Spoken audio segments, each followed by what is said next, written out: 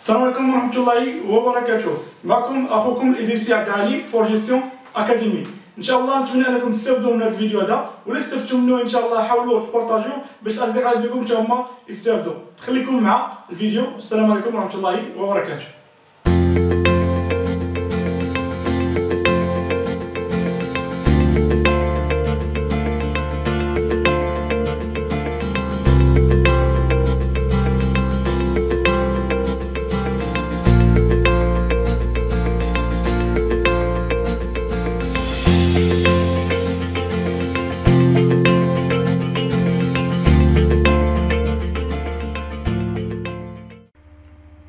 Alors maintenant, on va passer au deuxième chapitre, toujours sur la gestion financière, qui concerne le diagnostic des équilibres financiers.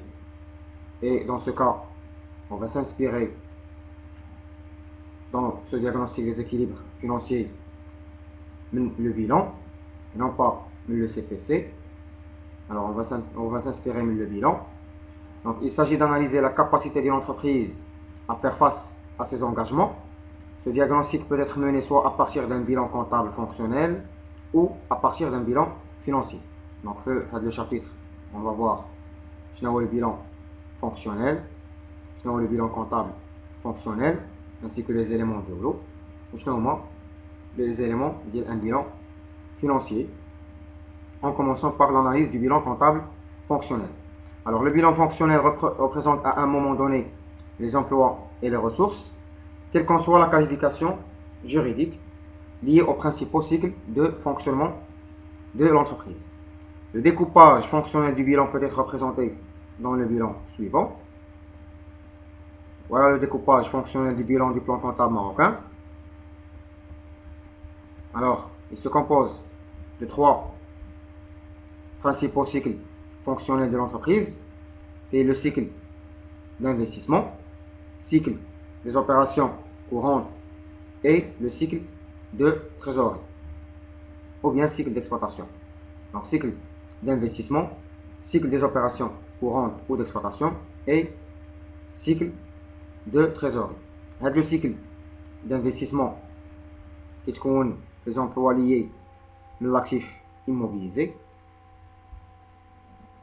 et les ressources, le financement permanent. Le cycle des opérations courantes fait l'actif circulant hors trésorerie qui compte les emplois et le passif circulant hors trésorerie qui compte les ressources. Le cycle de trésorerie qui compte la trésorerie active qui compte les emplois et la trésorerie passive qui compte parmi les ressources. Alors, ce découpage permet de calculer des agrégats très significatifs sur le plan de la gestion et qui permet de caractériser l'équilibre financier de l'entreprise, à savoir le fonds de roulement fonctionnel, le besoin de financement global et la trésorerie nette. On commence par le fonds de roulement fonctionnel. C'est la part des ressources stables disponibles après le financement des actifs immobilisés et actifs sans valeur pour contribuer à couvrir les besoins de financement liés à l'exploitation. Le fonds de roulement fonctionnel, il permet à la société de savoir est-ce que les ressources stables ou les dettes de financement ainsi que les ressources propres, les capitaux, etc. Est-ce qu'ils permettent à des ressources de financer les actifs immobilisés ainsi que les actifs sans valeur? Est-ce qu'ils permettent de couvrir les actifs immobilisés et les actifs sans valeur? Donc, dans ce cas, c'est la part des ressources stables disponibles après le financement des actifs immobilisés et actifs sans valeur pour contribuer à couvrir les besoins de financement liés à l'exploitation.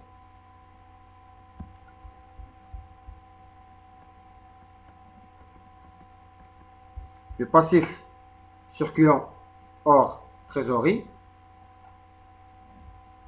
et l'actif circulant hors trésorerie. اللي قلنا حتى هما اللي قلنا إلا خدينا le passif circulant hors trésorerie moins l'actif circulant hors trésorerie, كنلقاو le besoin en fond de roulement. Ou l'interprétation de la formule, c'est que est-ce que le passif circulant hors trésorerie permet de financer l'actif circulant hors trésorerie ou là. Il y a qu'un actif circulant hors trésorerie, le passif circulant hors trésorerie. Dans ce cas, l'entreprise doit trouver les ressources nécessaires pour le financer. Donc, c'est un cycle d'investissement ou d'exploitation. C'est un cycle des opérations courantes ou hors exploitation. C'est un cycle de trésorerie. Le cycle d'investissement ou le financement permanent, moins l'actif immobilisé, ou le fonds de roulement fonctionnel, ou les tiens chauffés. Est-ce que les financements permanents permettent de couvrir l'actif immobilisé? Le cycle des opérations courantes ou hors exploitation, ou le passif circulant hors trésorerie moins l'actif circulant hors trésorerie, où on a le besoin en fonds de roulement, on a le besoin global, le besoin financement global, en fonds global, et le cycle de trésorerie, c'est la trésorerie passive moins la trésorerie active. La trésorerie passive moins la trésorerie active. Alors, réchauffons les formules. Alors, le fonds de roulement fonctionnel, c'est les ressources stables moins les actifs immobilisés moins les actifs sans valeur. Alors, le fonds de roulement fonctionnel constitue, dans une optique de continuité de l'exploitation, un indicateur de vulnérabilité ou au contraire d'autonomie plus ou moins grande de l'entreprise vis-à-vis des prêteurs à court terme, soit les fournisseurs ou les banquiers.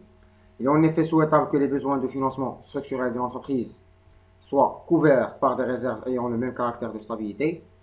On minimise ainsi le risque d'atteinte à la survie de l'entreprise par remise en cause de ses financements à court terme. En principe, le fonds de roulement fonctionnel doit être positif. Pour une entreprise industrielle ayant un cycle de production et de commercialisation d'une durée moyenne et des contraintes de stockage elles aussi moyennes, le fonds de roulement fonctionnel devrait atteindre au moins 10% du chiffre d'affaires annuel et 20% de l'actif circulant. مازال الفيديو ما كملش، استفدتي معنا ومازال غتقدر تزيد تستافد. كمل معنا هذا الفيديو ان شاء الله وتستافد معنا وما تنساش كما قلنا لك انك تبارطاجي. كذلك الا كنتي باغي تستافد معنا من الدورات التكوينيه في الدار البيضاء او على الانترنت يمكن لك تنخرط معنا عن طريق الضغط على الرابط هنا ويوصلك ان شاء الله ويوريك الطريقه ديال الانخراط. كما تعرفوا عندنا دي فورماسيون اون لين باغ انترنت ودي فورماسيون في الاكاديمي في الدار البيضاء. نتمنى انكم تستافدوا ونخليك تكمل الفيديو ديالك. السلام عليكم.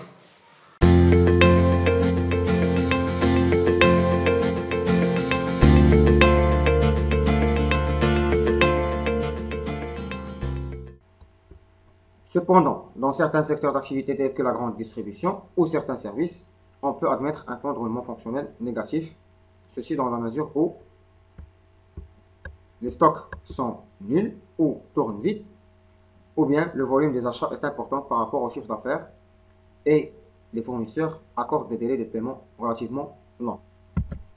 Le besoin de financement global, c'est la part des besoins en financement non couverts par les ressources provenant de cette même exploitation.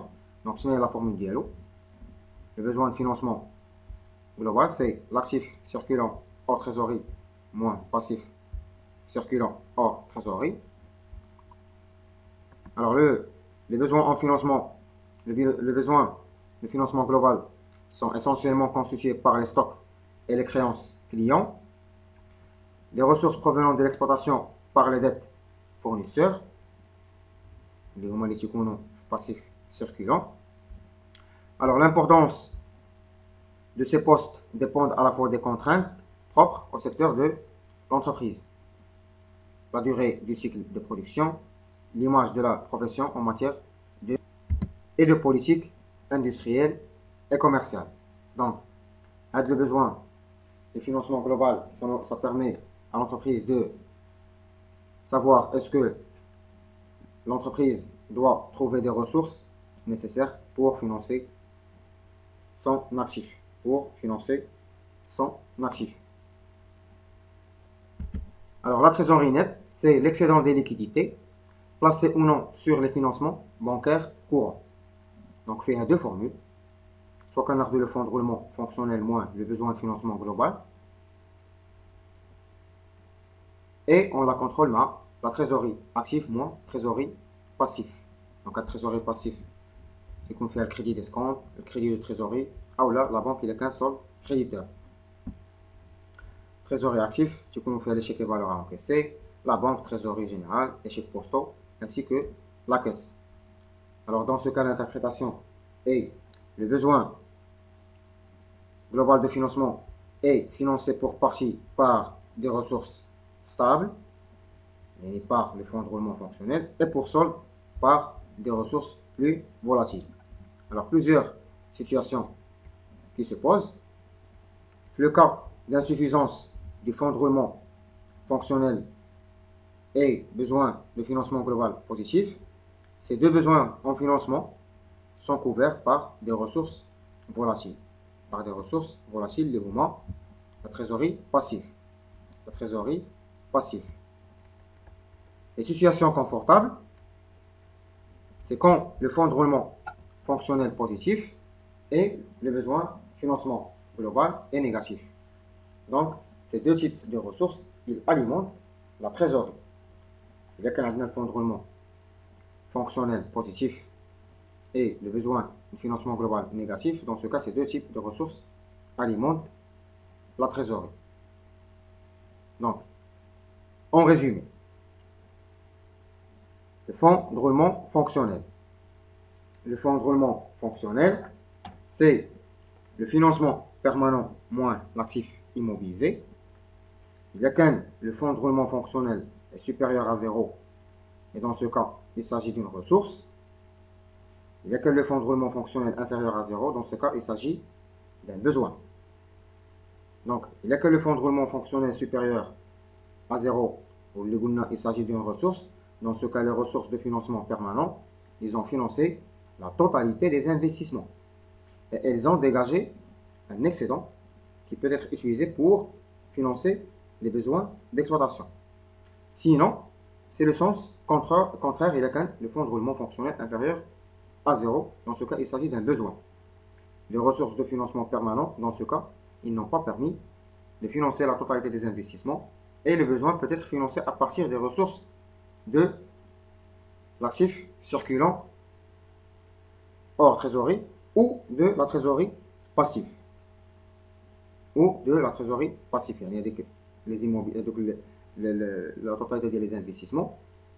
Une partie, il est qu'un tkbar, mais le financement permanent. Dans ce cas, elle est financée un peu, mais le financement permanent.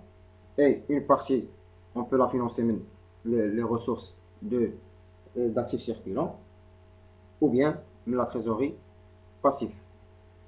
Maintenant, le besoin de financement global, le besoin de financement